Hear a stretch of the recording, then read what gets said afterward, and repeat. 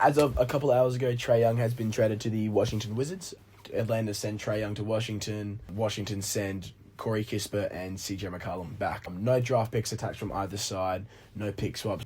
I want to do a little summary on how I feel about that for Atlanta, and then mainly focus on Washington, because I'm actually now really excited about what Washington's future could potentially be.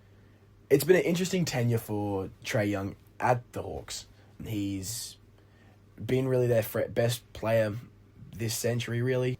He's led them to a conference finals appearance with a lackluster roster around him, really. And it's going to be really different to see Trae Young in a different uniform. But with Trae Young being unavailable this season, and really like towards the end of last year and this year, there's the rise to stardom of, or at least almost stardom of, Jalen Johnson has been really interesting and really exciting to see. And with the young core with your Dyson Daniel, Nickeil Alexander-Walker, Onyeka Okongwu, Atlanta have some really interesting pieces. And with Trae Young not really being seen as a fit there, he's been moved on.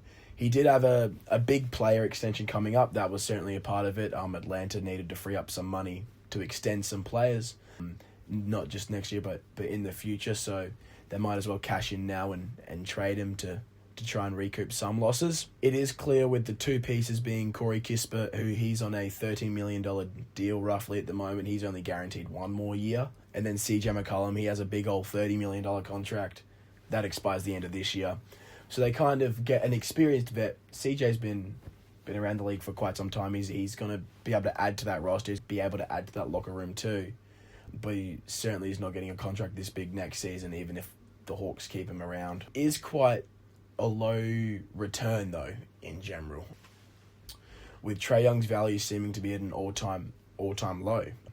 They managed to really just trade him as quick as they could. They traded him to his preferred destination. So one further interesting part about Atlanta is the fact that they have the New Orleans Pelicans pick acquired in this year's draft. The Pelicans, big shocker, have looked really bad. They're sitting at the bottom of the West at the moment. And with how stacked of a draft class this is next year, they really have a chance to add another really solid piece to build around. If they end up with a top 5 pick, there's certainly a lot of guards they can go after if they want to replace Trae Young with another guard, or there's like a couple of small forwards in there as well. So I think that will be a really interesting thing to see them do.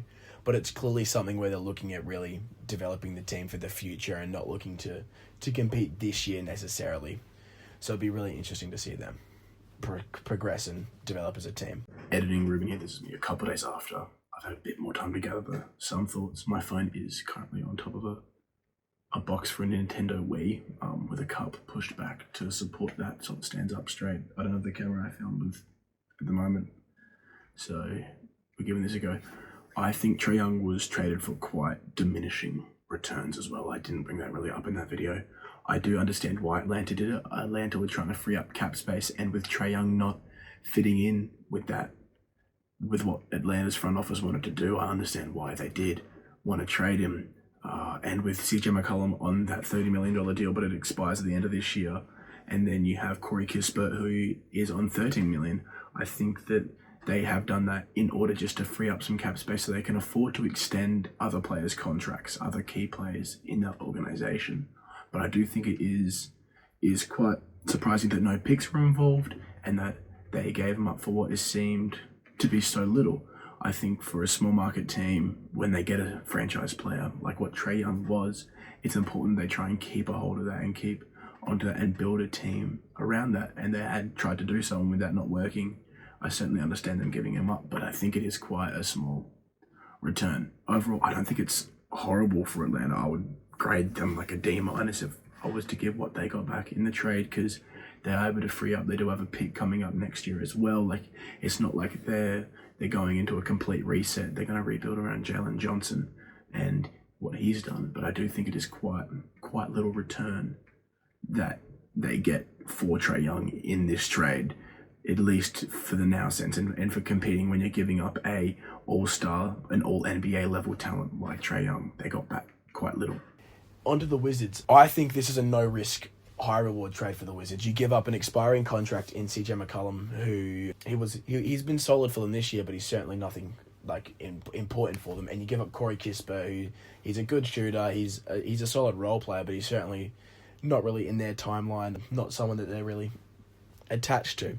So trading those two for Trae Young, who's on $48 million this year and has a $48 million player extension next year, you're taking a no. Even if he doesn't re-sign or take his player option this year, you're not losing out on anything. Trae Young has been a borderline all-star for a lot of his career, so you're getting a huge upside in a playmaking and a offensive-focused guard. You're not getting a whole lot of defense with him. Editing Ruben number 2. This is like an hour later, I guess. I think Washington have done a really good job here as well. I think buying in at such a cheap price is really good. I don't really think I emphasize that enough there, but he does.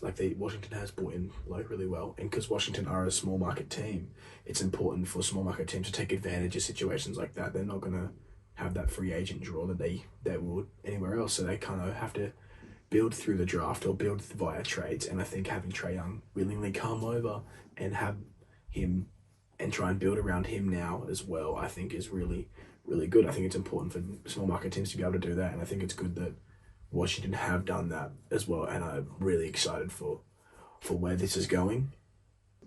So if you're looking at the Wizards at the moment, they are quite young, one of the youngest cores in the NBA.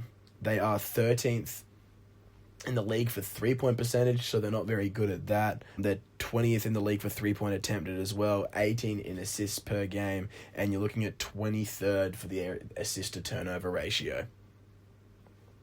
So Trae Young is certainly going to add to that volume of shooting. He's going to create more open looks, but he's going to take a lot more threes as well. He's been known as a good three-point shooter for a majority of his career, if not all of his career.